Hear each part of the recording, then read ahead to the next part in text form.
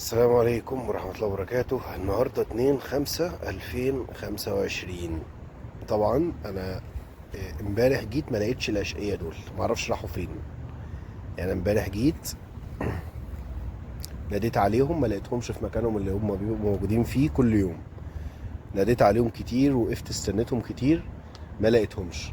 كان معايا أكل، فطبعا حطيت شوية كده على جنب، قلت يعني بحيث لو معرفش بقى كانوا إيه، كانوا فين امبارح. تونة، تونة كنت فين امبارح؟ تونة بسبوسة كنت فين امبارح ماما؟ ها؟ هما الاتنين على فكرة بنات، هما اتنين قطط بنات. ها تونة مصلحجية. طبعا انا جايب لهم اساسا هنا كيس، مش يعني بصوا، قلت لكم في حد بيظبطني في الحاجات دي. دي كرتونة صغننة كده، وفيها طبعا دي كل دي بواقي الاكل اللي هو بتاع الناس اللي هي بتاكل يعني على الطاولات وكده اللي في المحل يعني. تمام، فطبعا في حد بيحوش لي الحاجات دي وبيديهاني يعني، فجزا الله خير يعني. بس ده عشان احنا بقى ده صواريخ شاورما وبتاع. آم، فطبعا انا هاكل تونه وبسبوسه دلوقتي، وفي كام حد كده في طريقي، كام قطه برضه في طريقي هروح هاكلهم. تونه، تونه سلمي على اصحابك طيب، بيسالوا عليكي والله كل يوم. بس بس بس بس. تونه، تونه، تونه اهم حاجه اللقمه صح. انا حطيت لهم شويه كده، كانوا فيهم عظم شويه، كان في لحم يعني. فحسيت ان هم مش عارفين ياكلوهم، فحطيت لهم لحم يعني. بس هم طبعا مش هياكلوا ده كله. هم على فكره، على فكره هم مش اللي هم بيستنوني كل يوم عشان ياكلوا، لا هم بياكلوا يا جماعه. الناس هنا بتحط لهم قدام البيوت على فكره. يعني الناس اللي هي فاكره مثلا ان هنا في السعوديه زي مصر عندنا الناس اللي بتشوف قطط تضربها برجلها دي، والناس اللي هي ما بتحطش اكل للقطط. بسم الله الرحمن الرحيم. النور قفل في الشارع مره واحده، انا دي اول مره تحصل معايا. بسم الله الرحمن الرحيم. ف اول مره تحصل اللقطه دي، مش عارف في ايه يعني. بسم الله الرحمن الرحيم، خير. فطبعا كنت اقول ايه، الناس هنا يا جماعه بتحط للقطط اكل وبتحط لهم ميه، وفي ناس بتحط دراي فود على فكره. فهنا في ناس هنا رحيمه غير اللي عندنا بصراحه في مصر. طبعا مش كله، طبعا في مصر اقليات الناس اللي هي طبعا المريضه نفسيا اللي احنا عارفينها، اللي هي بتقول لك يا ده حيوان، دي قطه، مع انها ما اكلت مع انها ما شربت. طبعا حسبي الله ونعم الوكيل. يترد له في اقرب الناس ليه، يترد له في عياله ان شاء الله. يعني باذن الله، باذن الله كده ان شاء الله. يعني اللي يقول الكلام ده على قطه او كلب، باذن الله، باذن الله يلاقي عياله كده جعانين، ما يلاقيش ياكلهم باذن الله. باذن الله قولوا امين. والله العظيم ثلاثه، لان دي ناس يعني، والله العظيم ثلاثه، كلمه كفره دي حرام فيهم. كلمه كفره حرام فيهم. فالله المستعان بس على الناس المريضه نفسيا اللي عندنا في مصر، الناس المجرمه اللي عندنا في مصر. والله العظيم الناس عندنا مجرمه في مصر. بعض الناس، مش كل الناس، في ناس رحيمه، في ناس كويسه، في ناس كويسه، في اقليات كده والعياذ بالله ما صعبه جدا يعني. طبعا انا سبتهم، هم دي خافت، ما اعرفش ليه خافت كده، وانا مش عارف النور قفل مره واحده ليه كده الشارع مره واحده. دي اول مره تحصل بصراحه، انا اول مره اشوفها في السعوديه اللقطه دي. يعني اللقطه دي انا اول مره اشوفها في السعوديه. طبعا في هنا واحده اهو جديده، ما تفهمش جايه من انهي حته. دي قطه جديده خالص دي، ما تفهمش جايه من اي حته. فجايه بقى تاكل معاهم. ازود لها بقى ثواني، ازود لها عشان ياكلوا حرام. طيب خد يا ماما، خد يا ماما. مش عارف ايه اللي حصل مره واحده كده، الدنيا قفلت كده، خير مش عارف.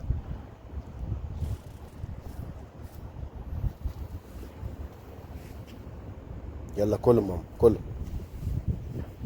طبعا هسيبهم دلوقتي، تمام، وهروح طبعا في طريقي كده اكل قطط تانية. ده لقيته برضو في الصحراء، حته كده جبليه صغيره، وحطيت له برضو اكل اهو، وحطيت له ميه في كوبايه كده كانت تقديمه في الارض، ودي بيشرب. عطشان شكله. بيشرب، بيشرب.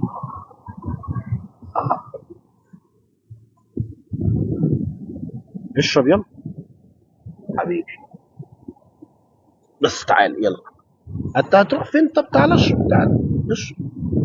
كل واشرب، كل واشرب. لا لا، ما ترميش الكوبايه، ما تنطحش الكوبايه بوشك. اشرب بابا، انت تعبان. يلا. انا هسيبه دلوقتي واروح لغيره عشان هو اكيد برضو تعب. في ناس تانية برضو، في قطط تانية هروح لها دلوقتي. ده لقيته في طريقي كده متعلق بيا، هو ده مش عارف ليه. ده برضو لقيته بقى مش عارف بيعمل كده. بتعمل كده ليه؟ بتعمل كده ليه؟ تعال تعال تعال تعال خد. ازيك؟ عامل ايه؟ اسمك ايه؟ اسمك ايه؟ توتو. تعال اهو تعال. جعان يا عيني جدا، جعان جدا. شوف خلاص اهو يلا. خلاص.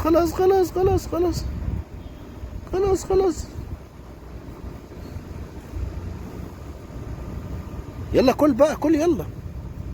خلاص كل يلا، كل. خلاص يا كوكو كل. انت عايز ايه؟ طيب انا مش عارف انت عايز ايه. طب يلا كل. طب ليه العظم؟ في انا حاطط لك لحمه هنا اهو. حاطط لك انا اهو. هنا بابا. لا حول الله يا رب. برضه قافش في العظم. هنا بابا، هنا اكل اهو. خلاص بابا، خلاص بابا. جي. انا همشي. ده برضو خلاص، انا ما بقاش معايا الا حاجه بسيطه، وفي كام قطه قدام كده انا عارفهم وهحط لهم اكل. يلا كل يلا. رايح فين طب انت دلوقتي؟ طب يلا كل الاول، ما تجيش ورايا. انا هسيبه واروح للقطط التانية دلوقتي. انا دلوقتي رايح في 3-4 قطط كده انا عارفهم موجودين في مكان ما بيتحركوش يعني. هاكلهم بعد كده اروح انا.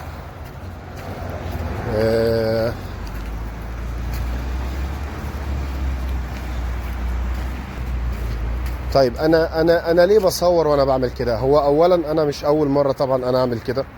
انا عملت كده في مصر يعني كتير جدا. كنت باخد اكل وانزل اكل القطط في مصر والكلاب في مصر. وياما اتخانقت مع ناس اللي يقول لي يا عم انت هتلم لنا زباله هنا ومش عارف ايه. فالواحد كان بيمسك اعصابه بالعافيه، لان انا لو مسكت واحد هفرمه. والله العظيم انا كنت بمسك اعصابي بالعافيه، لان انا عارف ان انا لو مسكت واحد هفرمه، وساعتها هيتعمل لي قضيه. تمام. فانا بلاقي نفسي طب انا هيتعمل لي قضيه عشان واحد حقير زي ده، فما فيش داعي. انت فاهم ازاي؟ فكنت بختصر واسكت. سفروت ده انا مسميه سفروت، ده اشقى واحد فيهم. سفروت سوجي. سفروتا. روتا موتا. روتا موتا. عامل ايه؟ تعال. اوبا. عامل ايه بابا؟ عامل ايه؟ كويس. ده شقي جدا جدا يا جماعه، لدرجه ما حدش يتخيلها. ده شقي جدا، ده قط شقي جدا. انا مسميه سفروت. هات بابا ايدك ابوس بابا. انا ايدك ابوس انا بابا والله. يلا عشان نحط اكله. يلا تعال. في زياده اكل ولا ايه؟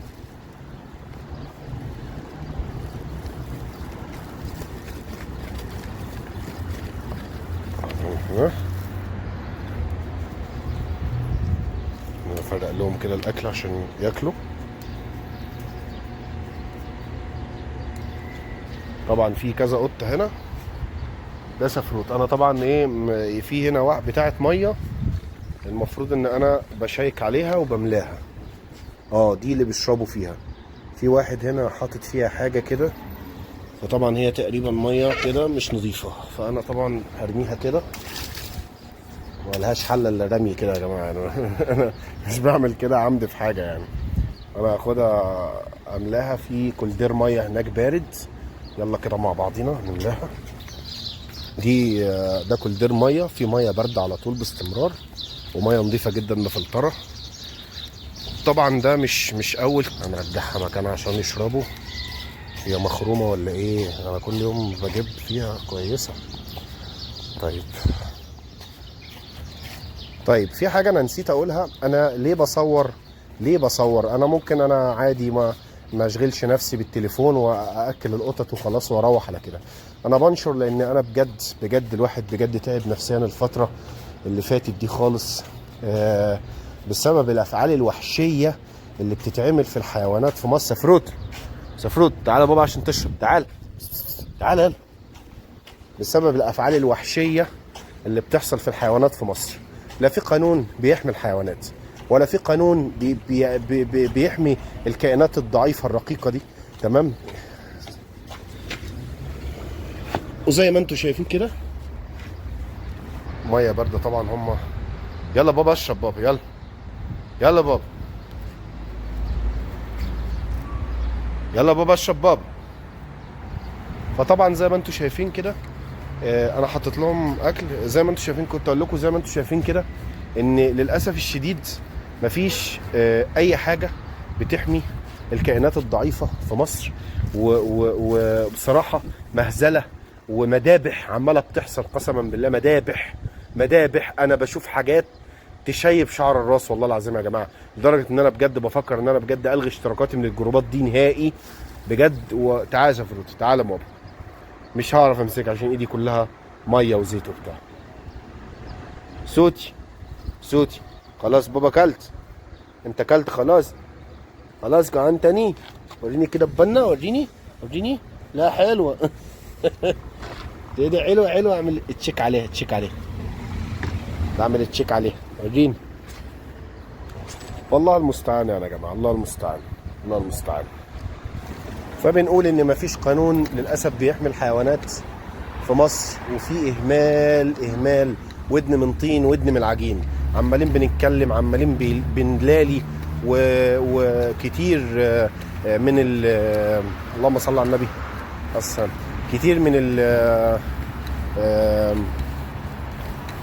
كتير من الجروبات عماله بتتكلم وتقول فعلوا لنا قانون يحمي الحيوانات، وانا قلت قبل كده في كذا فيديو. فللاسف احنا ما قدامناش الا التوعيه هي انك تصور وانت بتطعم حيوان. انت اساسا انت مش في حوجه ان انت تصور وانت بتطعم حيوان. انا مش في حوجه لحاجه زي كده. انا الحمد لله عارف نفسي وواثق في نفسي كويس قوي. انا طبعا معايا شويه اكل اهو، خلاص هروح اقدم لي توتي.